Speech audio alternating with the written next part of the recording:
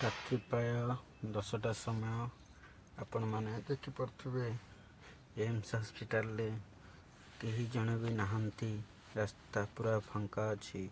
ପ୍ରତ୍ୟେକ ୱାର୍ଡରେ ସମସ୍ତେ ଅଲଗା ଅଲଗା ରହିଛନ୍ତି। ଏଠି କିଛି ବି ଆପଣମାନେ ଦେଖିପାରୁଥିବେ ଲିଫ୍ଟ ପାଖରେ ଏଠି ବି କେହି ନାହାନ୍ତି। ସବୁ ଖୋଲା ଅଛି। ଯିଏ ଯେଉଁଠି ଶୋଇବା କଥା ଶୋଇଯାଇଛନ୍ତି। ମୁଁ ଆପଣମାନଙ୍କୁ ବାହାରର ଦୃଶ୍ୟ ବି ଦେଖାଉଛି। ଆମେ ଏବେ ଲିଫ୍ଟରେ ବାହାରିଗଲୁ। ତାପରେ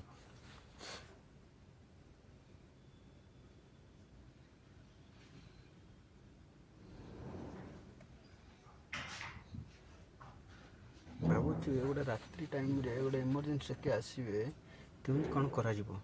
ଏବେ ଆମେ ବାହାରକୁ ବାହାରିଲୁ। ଦେଖନ୍ତୁ ବର୍ତ୍ତମାନ ବାହାର କେହି ଗୋଟେ ହେଲେ ଲୋକ ନାହାନ୍ତି। ଗୋଟେ ଏମର୍ଜେନ୍ସି ହେଲେ କେମିତି କ'ଣ କରାଯିବ। ଆପଣ ଦେଖିପାରୁଥିବେ ଏଇଟା ଭିତରର। ଏବେ ଏଠି ପୁରା ବାହାରକୁ ଦେଖନ୍ତୁ, ପୁରା ଗେଟ୍ ବାହାରେ ଆସିକି ମୁଁ ବୁଲୁଛି। କେହି ବି ନାହାନ୍ତି, ସୁନସାନ୍। ରହିଲି ଆଜ୍ଞା, ଜୟ ଜଗନ୍ନାଥ।